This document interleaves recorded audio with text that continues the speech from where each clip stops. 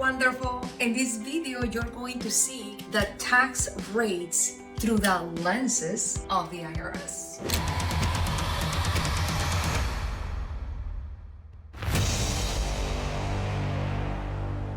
Just in case you wonder, I am an enrolled agent and financial coach, and I represented a small and multi-millionaire business on in-person IRS audits. I just got tired of seeing the frustration in the faces of business owners. So I went back to the tax jungle and created a path for you, the business owner. It makes it easy for you to go across. This is the reason why I'm making those videos. And this is the reason also I created a 4-day boot camp so that you can protect and multiply your cash. And of course, one of them is taxes. That's like your biggest bill. So now let's dive into seeing how the IRS decides what tax rates to apply to your type of income. So I'm gonna give you this information into 3 steps. Let me remind you first what type of different tax rates are. There are payroll tax, federal tax, AMT tax, capital gains, depreciation tax, ordinary tax, and IIT tax, self-employment tax, all kinds of different tax, right? And so no wonder, like, how do you put them together? Like, how do you organize them? Like, which one is yours?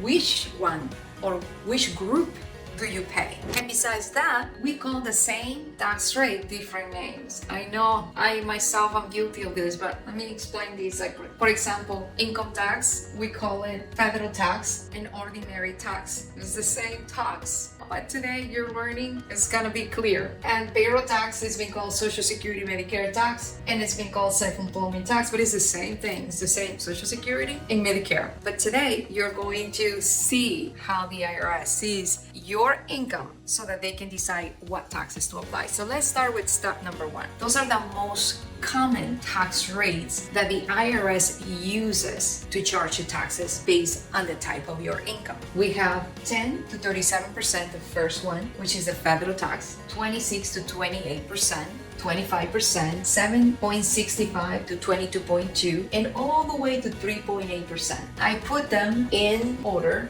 of percentage. But now, remember I was telling you that pictures can tell 1,000 words, but pictures with colors can tell 10,000 words. Well, let's go to step number 2. The 10 to 37% is the federal income tax. Yes, federal income tax. That's the highest one. And then we go with the AMT, 26 to 28%. 25% on depreciation recapture. In other words, 25% on depreciation that you or previously took before. And then we have 7.65% to 22.2%, which is Social Security and Medicare. And then we go to 21% on C corporations, which may change. We'll see how that goes. And then capital gains, 15 to 20%. And then the last one, net investment income tax, 3.8%.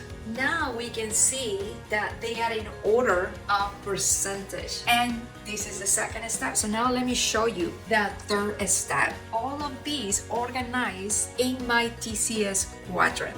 Look at this. Active income, it has the federal income tax. It has the AMT, the depreciation recapture, and the Social Security and Medicare. Notice this. This Social Security and Medicare, it's not here. It's not an ordinary income. But the federal tax is here. And for ordinary income. And we have the AMT, the depreciation, the C corporation, and the net investment income tax. These are the taxes that apply in most cases to the ordinary income. And then when we go to passive income, we don't have the federal income tax here, but we do have the AMT, we do have depreciation recapture tax, and we have the capital gains tax, and we have the net investment income tax. When we go to the portfolio income, notice that the capital gains is here also. Both of them get tax capital gains. And same thing with the net investment income tax. But I want you to notice something. Same again here. This is not here. The Social Security Medicare is not here. It's only an active income. Here, the same thing, depreciation recapture, it's not here, it's here.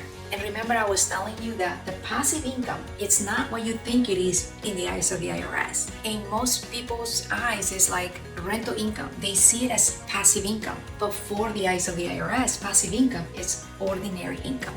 They treat it as ordinary income. What is passive income then? important. It is capital gains. When you sell a business or a property and you held over 12 months, the IRS sees that as passive income because then they charge capital gains tax. Yes, and this is information that even tax professionals have not realized. So let's do a quick recap of how the IRS decides to charge the taxes. And this is only the most important tax rates. So federal tax, we know it's active income. But there's also one that you want to understand that belongs in active income and that it doesn't go in the ordinary income, only federal tax. And those are like the most common rates that most business owners or taxpayers pay. For passive income is the capital gains tax. And same thing for the portfolio income is capital gains tax between 50 to 20%, 50 to 20%. I just want you to see, very important here, the biggest difference. This is what most people earn. Active income, which in other videos I explained is W-2, is LLC, is DBA, is your business that doesn't have an entity name. Those are the type of people that are here. And this is the way the IRS sees your income as active income. And if you are an S-corporation that gets net income, next net profit, then or a C corporation or interest from where you save your money in a bank, that's seen as ordinary income. And there's a huge difference because here, most of the time, that's 15.3% that you're saving. If you're saying, I just want to be an LLC, that's fine, but understand that you're here. And if you say, well, I think I want to be an S corporation, then you're going to be here. But your W-2 as an employee of your S corporation is going to be here. See, this is what I want you guys to understand how the IRS sees your income to decide how many tax rates and what percentage they're going to charge you. I hope this was helpful. My mission is to help you protect so that you can multiply your cash. To accomplish this, I actually created a 4-day boot camp for business owners that have an LLC or a DBA, and another boot camp for business owners that have an S corporation because the laws change. And so I focus on the S corporation, those 4 days, and then on the other 4-day boot camp, it's only the LLC or you can be a DBA. In order for you to save on taxes and to save your money, to protect your money and multiply your money, you must understand or have a basic understanding, clear basic understanding of the tax code, because that's your biggest bill in the accounting system. So, but then once you understand that, then you need to get organized. That's the foundation. You must get organized. Organization is what helped me